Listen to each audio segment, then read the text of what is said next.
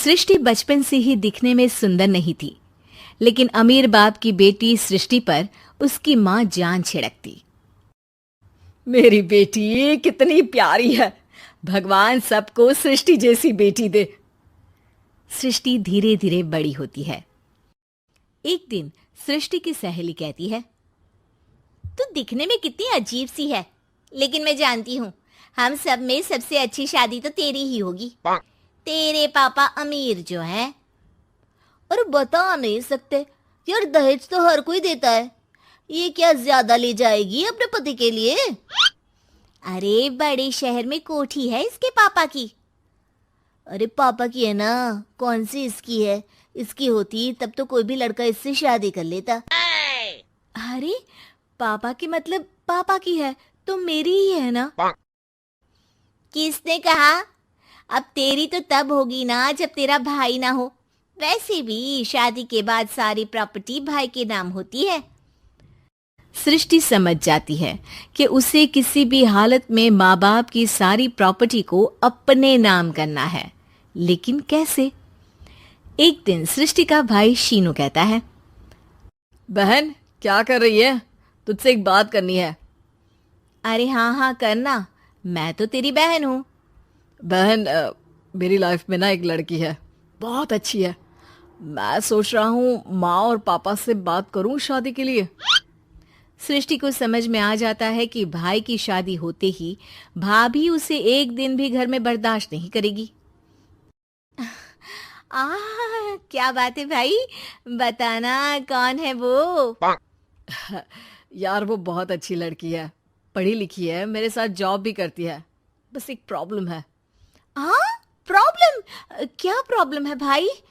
यार वो शादीशुदा है, लेकिन उसके पति ने उसे सिर्फ इसलिए छोड़ दिया क्योंकि उसके माँ बाप दहेज नहीं दे पाए।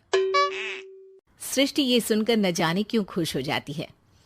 अरे भाई तो क्या हुआ, लड़की तुझे तो पसंद है ना? शीनू को लगता है कि बहन उसे समझ रही है। वो इस बात से अनजान होता है कि उसकी बहन की मंशा पूरा घर हड़पने की है। सृष्टि अपनी माँ से कहती है, मम्मी मुझे तो बहुत चिंता है। पता है शीनू क्या कर रहा है? अरे क्या कर रहा है? वो तो काम पर जाता है और वापस घर आता है। नहीं ना माँ, वो यही तो नहीं कर रहा, बाकी सब कर रहा है। आपको पता है उससे प्यार है, और वो भी एक शादीशुदा लड़की से। ये क्या हो गया? मैं सोसाइटी में क्या मुंह दिखाऊंगी? अरे तेरे पापा तो यही कहेंगे कि मैंने ही उसे बिगाड़ दिया है।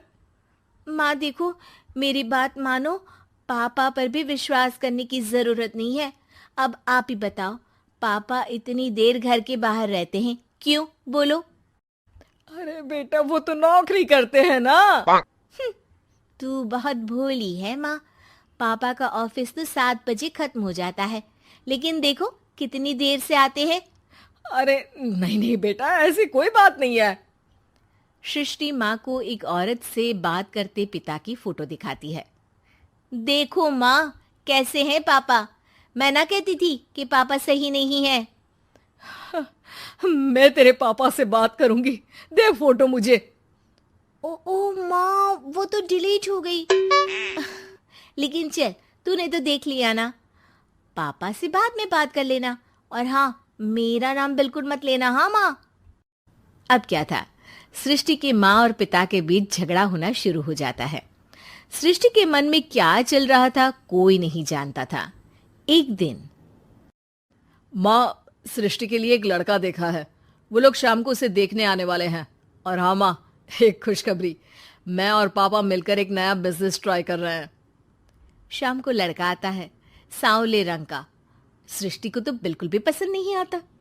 लड़की की माँ कहती है, लड़की का चेहरा तो कोई खास नहीं, लेकिन अगर मेरे बेटे को आप लोग सेटल कर दें तो मैं उसकी शादी आपकी बेटी से करवा दूं। सृष्टि को लड़का बिल्कुल पसंद नहीं था। उसे भाई पर गुस्सा आ जाता है। लड़के वालों के जाने के बाद कहती है, माँ देखा, शीनू मेरे लिए कैसा लड़का लेकर आया, न दिखाने लायक न सुनने लायक, सेटल भी नहीं, वो भी हम करे। अरे माँ, मैं जानती हूँ ये मेरी शादी किसी भी घर में क्यों करवाना चाहता है। अरे कैसी बात कर रही है बहन?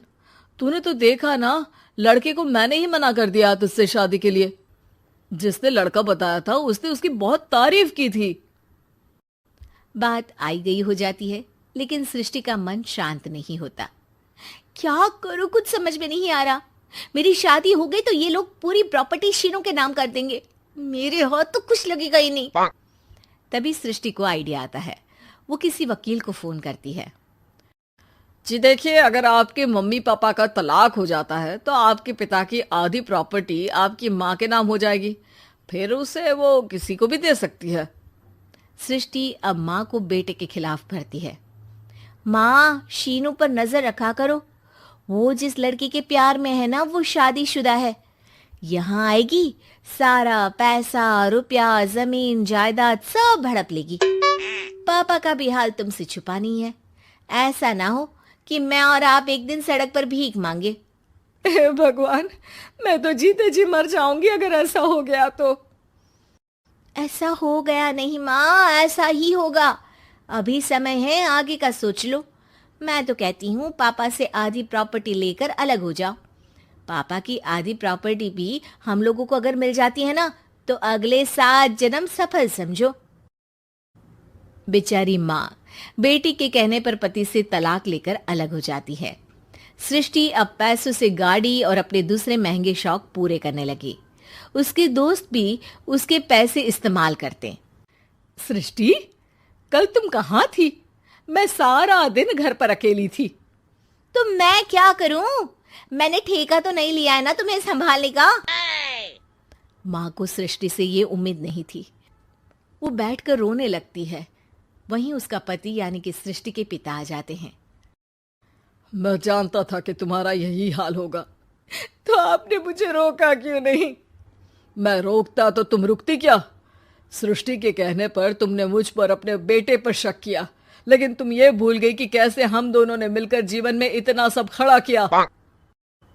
माँ पति के गले लग जाती है। मुझे माफ कर दीजिए, मैंने आपकी कमाई का एक बड़ा हिस्सा गवा दिया।